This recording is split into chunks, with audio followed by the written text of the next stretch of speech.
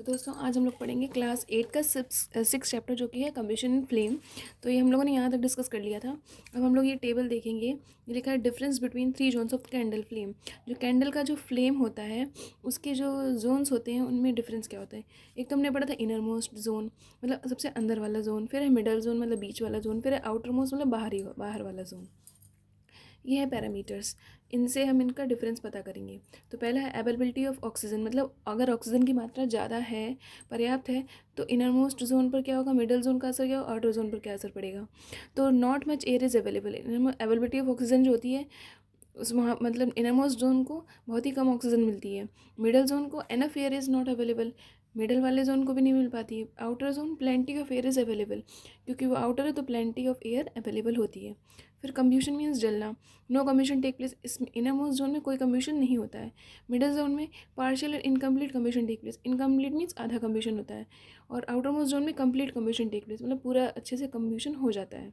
तो ये तो हमारा बेस्ट हो गया ये वाला। फिर हॉटनेस, हॉटनेस कौन सा हॉट होता है रीज़न, तो इनरमोस्ट जोन देखिए it is the least hot reason of the candle flame, क्योंकि यहाँ कमीशन हो ही नहीं रहा है तो ये रीजन कैसा है, लीस्ट हॉट होता है। इट इज़ मॉडरेटली हॉट, मतलब इसमें थोड़ा बहुत चलता है तो moderately hot. It is very hot, और ये वाला रीजन बहुत ही ज़्यादा हॉट होता है। ल्यूमिनस मीन्स लाइट गिविंग, तो इनरमोस्ट जोन कैसे, इट इज़ डार्क और ब्लैक। इनरमोस्ट जोन कैसा होता है, डार्क होता है, ब्लैक होता है। और ये कैसा है, middle zone, it is luminous zone. Luminous means इसमें थोड़ा बहुत जलता है तो ल्यूमिनस है। It is a non luminous zone, ये है नॉन ल्यूमिनस, मतलब ये खुद की लाइट नहीं देता। ल्यूमिनस का मतलब होता है जो खुद की लाइट दे। ये डार्क है, it is a luminous zone, it is a non luminous zone, तो ये नॉन ल्यूमिनस है। उसके बाद है बाई प्रोडक्ट्स फॉर्म, इसमें कोई बाई प्रोडक्ट्स नहीं बनता, no by products are formed. इसमें क्या है, मिडल जोन में it produces unburned carbon particles, इसमें कार्बन के पार्टिकल्स बनते हैं in front of the smoke in form of smoke and soot. किस फॉर्म में निकलते हैं कार्बन के पार्टिकल्स, हमें स्मोक के फॉर्म में दिखेंगे, सूट की फॉर्म में, with carbon monoxide. and it produces unburned carbon particles in the form of smoke and soot with carbon monoxide। इसमें जो पार्टिकल्स बनेंगे वो कार्बन पार्टिकल्स होंगे, कार्बन मोनोऑक्साइड के साथ में होंगे। किस रूप में निकलेंगे, स्मोक एंड सूट के फॉर्म में। आउटर मोस्ट जोन में क्या होता है, इट प्रोड्यूसेस कार्बन डाइऑक्साइड और वाटर वेपर। ये तो सीधे सीधे कार्बन डाइऑक्साइड बना देता है और वाटर वेपर बनाता है। अब देखो इस वाले जोन में क्या बन रही है, कार्बन डाइऑक्साइड और वाटर वेपर बन रहे हैं, लेकिन इसमें कार्बन मोनोऑक्साइड बन रही है। तो अब ये वाला पेज यहाँ देख लेते हैं। इसमें ये देखिए मल्टीपल चॉइस क्वेश्चन एमसीक्यू कर लेते हैं। Dash is a supporter of commission, commission का सपोर्टर क्या है, ऑक्सीजन है, तो इस पर टिक कर देंगे। उसके बाद है the hottest zone of the candle flame is the, hottest zone मतलब सबसे ज़्यादा हॉटेस्ट कौन होता है, आउटर मोस्ट जोन सबसे हॉटेस्ट होता है। फिर फ्यूल्स के बारे में बात करेंगे। फिर फ्यूल्स क्या होते हैं, the materials which are burn to produce a large amount of heat energy are known as fuels. जिन मटेरियल्स को हम जलाते हैं जिनसे हीट एनर्जी मिलती है उनको बोलते हैं fuels. Wood, coal, LPG, kerosene, diesel and petrol are all example of fuels. ये फ्यूल्स के एग्जाम्पल है। Fuels play very important role in everyday life because they are use at home, in vehicles and industry.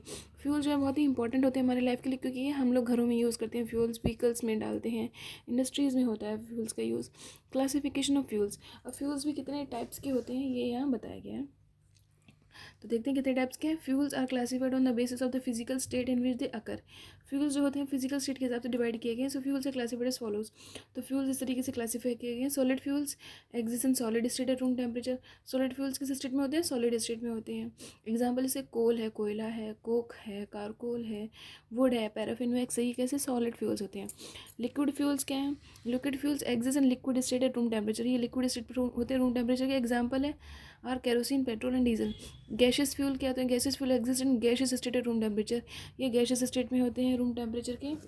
Examples क्या हैं, examples are liquefied petroleum gas, LPG है, compress natural gas है, bio gas है, ये gaseous fuel में आ गए। फिर calorific value of fuels. अब कैलोरीफिक वैल्यू फ्यूल्स की क्या होती है, पहले हम ये पता करें किसे कहते हैं calorific value. All fuels produce heat energy on burning, हमें पता है सारे फ्यूल्स को जलाएंगे उससे क्या मिलेगी, हमें हीट एनर्जी मिलेगी। Different fuels produce different amount of heat energy on burning. Different fuels हम जलाते हैं तो उन्हें हम जैसे जैसे फ्यूल्स अलग अलग फ्यूल्स की अलग अलग हीट होती है। The amount of heat energy produce on complete combustion of 1 kg of fuel is called its calorific value. तो कैलोरीफिक वैल्यू क्या होती है, अगर हम 1 किलोग्राम कोई फ्यूल लिया, उसको जलाया, उसके जलाने पर जो हीट प्रोड्यूस हुई उसको बोलते हैं कैलोरीफिक वैल्यू। कितनी हीट प्रोड्यूस हुई, हमने 1 किलोग्राम फ्यूल जलाया अगर तो। The calorific value for fuel is express in kilojoule पर किलोग्राम, मतलब किलोजूल फिर पर किलोग्राम में एक्सप्रेस किया जाता है। कम्बिशन कैलोरीफिक वैल्यू को, फ्यूल किसी भी फ्यूल की कैलोरीफिक वैल्यू अगर हमें एक्सप्रेस करनी है तो किलोजूल पर किलोग्राम में होनी चाहिए, मतलब कितने किलोग्राम फ्यूल लिया है उसकी कितनी एनर्जी है, उसको बोलते हैं कैलोरीफिक वैल्यू, किलोजूल अपन किलोग्राम। फिर यहाँ देख लेते हैं ये वाला टेबल। इस टेबल में देखिए क्या है, यहाँ पढ़ लेते हैं ये, it determines weather a given fuel is a good fuel और नॉट।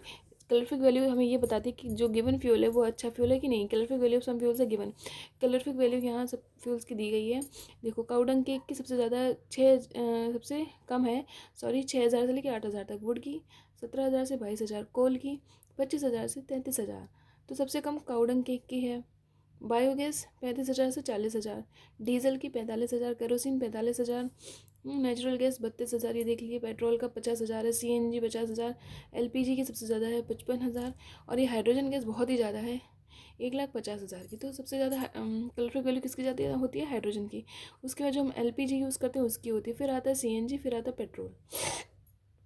तो characteristics of an ideal fuel, जो अच्छा फ्यूल होता है उसकी विशेषताएं क्या होती हैं। An ideal fuel should have the following characteristics, जो एक अच्छा फ्यूल होता है उसकी ये विशेषताएं होनी चाहिए। It should be fairly cheap and easily available, ये चीप होना चाहिए, सस्ता होना चाहिए ताकि आसानी से लोग खरीद सकें। महंगा होगा तो कोई खरीदेगा नहीं, सस्ता होना चाहिए कोई भी फ्यूल हो, और अच्छा आसानी से मिल जाना चाहिए, ठीक है। उसके बाद it should be easy to handle, इसको ले जाने में आसानी होना चाहिए। सेफ टू ट्रांसपोर्ट करने में आसानी होनी चाहिए। And convenient to store means इकट्ठा रखने में आसानी होनी चाहिए। इट शुड बर्न स्मूथली, इसको कैसे चलना चाहिए, स्मूथली मतलब आसानी से जल जाना, इसमें ज़्यादा झंझट नहीं होना चाहिए। It should have a high calorific value, इसकी कैलोरीफिक वैल्यू कैसी होनी चाहिए, हाई मतलब ज़्यादा हीट देने वाला हो fuel. It should not produce any harmful and irritating fumes during burning, जब ये जले तो हार्मफुल मतलब नुकसानदायक फ्यूम्स ना प्रोड्यूस करे। It should not leave ash residue after burning, तो और जलने के बाद कोई राख वगैरह ना बचे। ऐश मीन्स होती है राख वगैरह, जैसे चूल्हा वगैरह जलाते हैं राख बच जाती है ना, फिर फेंकनी पड़ती है, साफ़ करना पड़ता है चूल्हा, तो दिक्कत होती है। It should have a proper ignition temperature, इसका इग्निशन टेम्परेचर प्रॉपर होना चाहिए। It should not be too low like room temperature and too high. Ignition temperature मतलब जिस टेम्परेचर पर वो आग पकड़ लेता है उसको बोलते हैं इग्निशन टेम्परेचर। तो कोई भी फ्यूल हो वो आग पकड़ ले, मतलब इतना भी नहीं कि इतनी जल्दी फायर कैच कर ले, और इतना भी नहीं कि उसे जलाने में बहुत टाइम लग जाए, मतलब मीडियम होनी चाहिए उसकी इग्निशन टेम्परेचर। फिर burning of fuels lead to harmful products, अगर हम फ्यूल जलाएंगे इससे हमें हार्मफुल प्रोडक्ट्स मिलते हैं। अब देखते हैं क्या क्या हार्मफुल प्रोडक्ट्स हमें मिलते हैं इससे। Due to technological advancements and tremendous increase in population, our energy needs have increased manifold. Due to technological advancement, आजकल टेक्नोलॉजी बहुत एडवांस हो गई है, और tremendous increase in population ज़्यादा बढ़ गई है। our energy needs have increased manifold, तो हमारी एनर्जी नीड्स, हमारी एनर्जी की ज़रूरतें वो भी बढ़ गई हैं। We are now burning more and more fuels, अब हम ज़्यादा से ज़्यादा फ्यूल्स जलाते रहते हैं। This increase use of fuels has several harmful effects on the environment, तो हम ज़्यादा से ज़्यादा फ्यूल यूज़ करते हैं, इसके हार्मफुल इफेक्ट्स भी हैं एनवायरनमेंट पर, पर्यावरण पर। तो अब देखते हैं क्या है वो इफेक्ट्स। तो यहाँ ये लिखा है, burning of fossil fuels like coal, petrol and diesel produce various air pollutants like carbon monoxide, carbon dioxide, oxides of sulphur and nitrogen and unburn carbon particles which causes air pollution. तो हम जब fossil fuels को जलाते हैं तो ये gases produce होती हैं, कौन सी, कार्बन मोनोऑक्साइड, फिर कार्बन डाइऑक्साइड, और सल्फर के ऑक्साइड्स होते हैं, नाइट्रोजन ऑक्साइड्स। तो ये सब नुकसानदायक होती हैं एनवायरनमेंट के लिए। Fuels are mainly hydrocarbons, fuels कौन कौन से होते हैं, हाइड्रोकार्बन्स होते हैं। Compounds of carbon and hydrogen को हाइड्रोकार्बन्स बोलते हैं, जैसे कंपाउंड जो कार्बन और हाइड्रोजन से बने होते हैं मिलकर तो उन्हें हाइड्रोकार्बन्स बोलते हैं। The product formed on combustion depends upon the supply of oxygen, मतलब किसी भी फ्यूल को जलाने पर क्या प्रोडक्ट बाद में मिलेगा हमें, तो वो हमें डिपेंड करता है, ऑक्सीजन की सप्लाई पर डिपेंड करता है कि ऑक्सीजन की मात्रा कैसी है, क्योंकि ऑक्सीजन जो है सपोर्ट करती है किसी भी फ्यूल को जलने में। अब हम पढ़ेंगे कार्बन मोनोऑक्साइड के बारे में। When a fuel containing hydrocarbons, जब किसी फ्यूल को हम जलाते हैं, when a fuel Burns insufficient supply of oxygen, जब किसी फ्यूल को हम जलाएंगे लेकिन ऑक्सीजन की सप्लाई बहुत ही कम है, तो क्या होगा, it leads to incomplete combustion of fuels. तो जो फ्यूल जलेगा वो इनकम्प्लीट कम्बशन मतलब आधा जलेगा आधा बर्बाद होगा। एंड प्रोड्यूस कार्बन मोनोऑक्साइड, तो कौन सी गैस बनती है, carbon monoxide. Water and energy बनेगी। For example incomplete combustion of methane, जैसे सपोज हमने मीथेन लिया उसको जला रहे हैं, तो क्या प्रोड्यूस होगा, produces carbon monoxide, water and energy. तो क्या प्रोड्यूस होगा, मीथेन को जलाएंगे अगर इनकम्प्लीट मतलब ऑक्सीजन की मात्रा ज़्यादा नहीं है, कम है, तो मीथेन को अगर हम जलाएंगे उसमें तो क्या होगा, तो कार्बन मोनोऑक्साइड प्रोड्यूस होगी, वाटर प्रोड्यूस होगा और एनर्जी प्रोड्यूस होगी। अब हम लोग यहाँ पढ़ेंगे, देखो मीथेन का फॉर्मूला होता है CH4 plus 3 molecules of 2 molecules of CH4 plus 3 molecules of oxygen gives 2 molecules of CO, carbon monoxide, 4 molecules of water and plus energy. Carbon monoxide is very poisonous gas. जो carbon monoxide होती है वो बहुत ही जहरीली gas होती है सबसे ज़्यादा। On a cold winter night it is dangerous to sleep in a close room with a coal burning inside. कभी कभी सर्दियों में क्या होता है, लोग अंगीठी जला के दरवाज़ा खिड़की सब बंद कर लेते हैं, कहीं भी हवा निकलने के लिए जगह नहीं रहती है। तो इससे क्या होता है, तो हमें ऐसा नहीं करना चाहिए। क्यों? It is because no fresh air can enter the room and when coal burns in insufficient supply of oxygen due to close room a lot of carbon monoxide is produce. इसका कहने का मतलब ये है कि जब हम it is because no fresh air can enter the room, जब रूम हमने अंगीठी रख रखी है ऐसे रूम में जिसमें मतलब ऑक्सीजन जा ही नहीं पा रही है, तो क्या होगा, ऑक्सीजन की मात्रा कम होगी तो कौन सी गैस बनेगी? कार्बन मोनोऑक्साइड बनेगी। जैसे हमने अभी इस वाले केस में देखा मीथेन वाले में। तो जो कार्बन मोनोऑक्साइड होती है वो कह रहे बहुत ही जहरीली होती है, इससे लोगों की डेथ हो सकती है। This can lead to suffocation और मे इवन कॉज डेथ। अब ये कार्बन डाइऑक्साइड के बारे में हम लोग पढ़ेंगे। Carbon dioxide, when a fuel Burns in sufficient supply of oxygen, जब कोई फ्यूल जलता है ऑक्सीजन की सप्लाई में तो क्या होता है, लीड्स टू कंप्लीट कम्बशन, तो वो फ्यूल आसानी से जलता रहता है and produce carbon dioxide water energy. तो क्या प्रोड्यूस होता है? कार्बन डाइऑक्साइड प्रोड्यूस होता है, वाटर प्रोड्यूस होता है, एनर्जी प्रोड्यूस होती है। For example complete combustion of methane produces carbon dioxide. जब किसी भी फ्यूल का कंप्लीट कम्बशन होगा तो क्या प्रोड्यूस होगा? कार्बन डाइऑक्साइड प्रोड्यूस होगा, वाटर होगा और एनर्जी प्रोड्यूस होगी। एग्जाम्पल है जैसे मीथेन हमने लिया, अब 2 मॉलिक्यूल्स ऑफ ऑक्सीजन रिएक्ट करें मीथेन से तो क्या है, CO2 प्रोड्यूस हुई, 2H2 molecules of water plus energy produce हुई। अब यहाँ पढ़ते हैं कार्बन डाइऑक्साइड। हाँ, अब carbon dioxide release by burning of fuels is not poison. Carbon dioxide release by burning of fuels is not a poisonous gas. Carbon dioxide एक poisonous gas नहीं होती है, but if excess of carbon dioxide is release in the atmosphere then the rate of greenhouse effect increases. लेकिन अगर ये carbon dioxide gas अगर environment में ज़्यादा रिलीज कर दी जाए तो क्या होगा, इससे एटमॉस्फेयर को हमारे नुकसान होगा, इससे ग्रीन हाउस इफेक्ट बढ़ जाएगा। This leads to increase in the average temperature of the earth, this is called global warming. अब ग्रीन हाउस इफेक्ट क्या होता है, अगर कार्बन डाइऑक्साइड जो है गैस अगर एटमॉस्फेयर में रिलीज़ कर दी जाए, इससे क्या होता है, जो हमारे आसपास का टेम्परेचर होगा वो बढ़ जाएगा। टेम्परेचर बढ़ जाएगा तो लोगों को बहुत ज़्यादा गर्मी लगेगी। इसी को बोलते हैं green house effect. This is called global warming, इसी को बोलते हैं global warming. This global warming is a rise in the average temperature of the earth atmosphere. Global warming किसकी वजह से होती है? एवरेज टेम्परेचर बढ़ जाने की वजह से हो जाती है। एटमॉस्फेयर में जो टेम्परेचर बढ़ जाता है उसकी वजह से। अब यहाँ थर्ड पॉइंट पढ़ेंगे हम लोग, ये sulphur dioxide and oxides of nitrogen. Sulphur dioxide और ऑक्साइड्स ऑफ नाइट्रोजन है, ये कब प्रोड्यूस होते हैं? अच्छा, पहले देखिए ये वाला डायग्राम हम लोग पढ़ लेते हैं। ये वाला, यहाँ देखो धरती है, अर्थ शो की गई है, सन है, सूरज की रोशनी इस पर धरती पर पड़ रही है तो ये वापस रिफ्लेक्ट होके जा रही है, रिफ्लेक्टेड सोलर एनर्जी रिफ्लेक्ट हो गई है। ये भी है रिफ्लेक्टेड सोलर एनर्जी, ये रिफ्लेक्ट हो गई। ये क्या है? इनकमिंग सोलर एनर्जी, ये सोलर एनर्जी यहाँ पर पड़ रही है, ये धरती से टकरा के वापस जा रही है। ये trapped energy leads to greenhouse effect. और ये वाली एनर्जी क्या हुई है? ट्रैप हो गई, मतलब इकट्ठी हो गई धरती। मतलब सूरज जो है एनर्जी, मतलब सोलर एनर्जी दे रहा है तो कुछ तो एनर्जी रिफ्लेक्ट हो जाती है, कुछ मतलब एब्जॉर्ब हो जाती है, जो कि ग्रीन हाउस इफेक्ट का कारण बन जाती है। अब sulphur dioxide and oxides of nitrogen के बारे में हम लोग पढ़, तो burning of coal and diesel releases sulphur dioxide gas. जब हम कोल को जलाते हैं, डीजल को जलाते हैं तो उससे क्या होता है, सल्फर डाइऑक्साइड गैस रिलीज होती है। Carbon burning of coal and diesel release sulphur dioxide gas. हाँ, जब हम कोल को जलाएंगे, कोयला और डीजल को जलाते हैं तो कौन सी गैस? कार्बन डाइऑक्साइड गैस निकलती है। It is an extremely suffocating and corrosive gas. ये बहुत ही सफोकेटिंग है, मतलब सफोकेटिंग मीन्स इसमें खांस खांस के लोग परेशान हो जाते हैं। Exhaust of vehicle can not exhaust of vehicles contain oxides of nitrogen which are poisonous. जो व्हीकल से जो धुआं वगैरह निकलता है वो किसका होता है? ऑक्साइड्स होती है नाइट्रोजन की, जो कि बहुत ही जहरीली होती हैं। Nowadays catalytic converters are installed in vehicle to convert them into harmless gases. अब तो व्हीकल्स में कैटालिटिक कन्वर्टर्स लगा दिए गए हैं जिससे कि जो गैस निकलेगी वो हार्मलेस होगी। लिखा है nowadays catalytic converters are installed in the vehicles to convert them into harmless gases, ताकि व्हीकल्स जो भी गैस छोड़े वो किसमें, वो हार्मलेस रहे, नुकसानदायक ना रहे।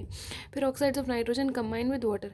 अब जो ऑक्साइड्स ऑफ नाइट्रोजन जो निकली हैं ये व्हीकल से, उनसे क्या होता है, oxides of nitrogen combine with water, ये वाटर से कंबाइन होकर क्या बनाती है? टू फॉर्म नाइट्रिक एसिड, तो नाइट्रिक एसिड बना देती हैं। The oxides of both sulphur and nitrogen dissolve in rain water to form acid rain. अब जो ऑक्साइड्स होती हैं सल्फर की है, नाइट्रोजन की ऑक्साइड्स हैं, ये जब बारिश होती है, बारिश के पानी में मिल जाती है तो क्या बनती है? एसिड रेन बनती है। इट डिस्ट्रॉयज मार्बल, तो मार्बल भी बहुत, जब ये एसिड वाला पानी नहीं ये किसी पे पड़ेगा एसिड रेन जो है, तो मार्बल इससे ख़राब हो जाते हैं, लाइमस्टोन ख़राब हो जाएगा, मेटेलिक स्ट्रक्चर्स ख़राब होते हैं, plants and soil because of its corrosive nature, क्योंकि जो एसिड रेन का नेचर कैसा है, कोरोसिव है। अब हम SPM के बारे में पढ़ेंगे। SPM होता क्या है। अब SPM क्या है, burning of fuels containing carbon and its compound releases ash. Burning of fuels, जब हम फ्यूल्स को जलाते हैं, ऐसे फ्यूल्स जिनमें कार्बन होती है, तो क्या होता है, तो उनसे ऐश निकलती है and fine unburn carbon particles, बहुत ही महीन बिना जले हुए कार्बन के पार्टिकल्स भी निकलते हैं। These particles are known as suspended particulate matter. इन पार्टिकल्स को हम सस्पेंडेड पार्टिकुलर मैटर बोलते हैं। Excess amount of these particles in air reduce visibility to few metres.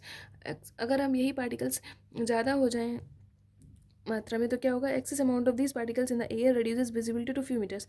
अगर यही पार्टिकल्स हवा में इकट्ठे हो जाएंगे तो हमें साफ सही से दिखेगा नहीं। It also adversely effect the respiratory system of organisms.